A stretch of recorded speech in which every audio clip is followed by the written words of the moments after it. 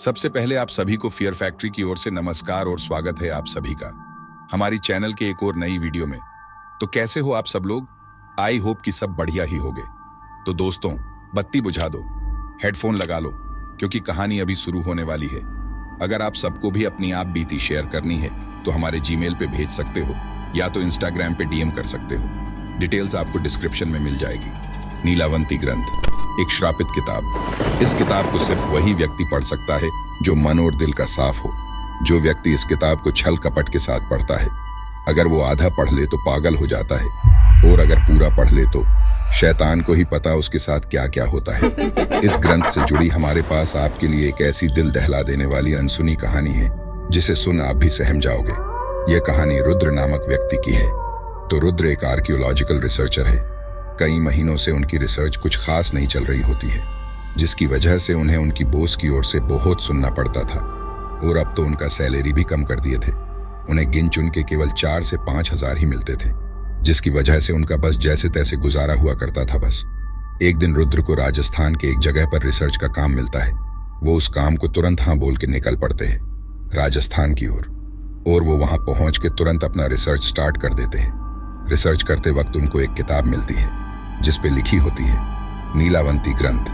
वो किताब दिखने में काफी आकर्षित लग रही होती है, जिस वजह से रुद्र 2 मिनट तक खड़े होके बस उस किताब को निहारते रहे। फिर वो फटाक से उस किताब को अपने पास रख लेते हैं और अपने घर आ जाते हैं जहां वो ठहरे हुए थे।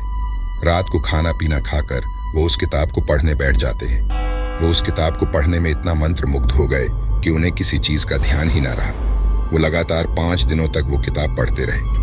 वो किताब में लाल अक्षरों में लिखी हुई थी कि जानवर से कैसे बात करें, हर जानवरों की भाषा, किसी पर काला जादू और वशीकरण कैसे करना, किसी मुर्दे को फिर से जीवित करना, सुंदर होना, अमर होना, अमीर बनना, यक्षिणी को अपने वश में करना, इत्यादि इत्यादि। वैसे तो उस ग्रंथ की भाषा समझ पाना आसान नहीं था, पर रुद्र एक आर्कियोलॉजिकल रिसर्चर है तो वो उस ग्रंथ को पढ़ पा रहे थे। 5 दिनों बाद रुद्र को ऐसा लग रहा होता है जैसे उन्हें जो चाहिए था वो मिल गया।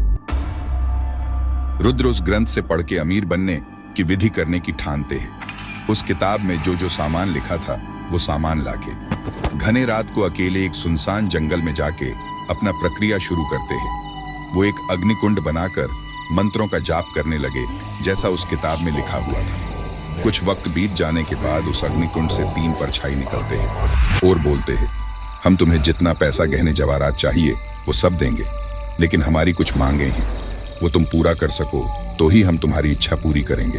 लेकिन एक बार भी तुम हमारी मांगे पूरी करने से चूके तो। रुद्र ने कहा, क्या तो? तब वो परछाइयां बोले कि तो वो होगा जो तुमने कभी सोचा ना होगा। फिर रुद्र बोलते हैं कि क्या है फिर तुम सबकी मांगे?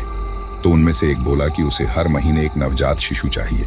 दूसरा बोला उसे रुद्र का एक कटोरा भर खून चाहिए। तीसरा बोला उसे एक जवान खूबसूरत लड़की चाहिए।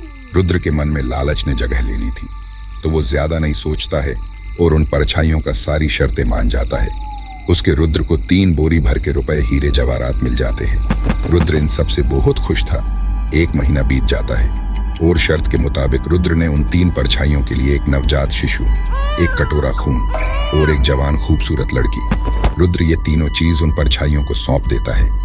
ऐसे ही दूसरे महीने में भी रुद्र उन परछाइयों की मांगे पूरी कर देता है, पर तीसरे महीने में रुद्र नवजात शिशु नहीं ला पाता है। वो तीनों परछाइयां आती है और रुद्र के आधे अधूरे काम देख वो बहुत गुस्सा हो जाते हैं।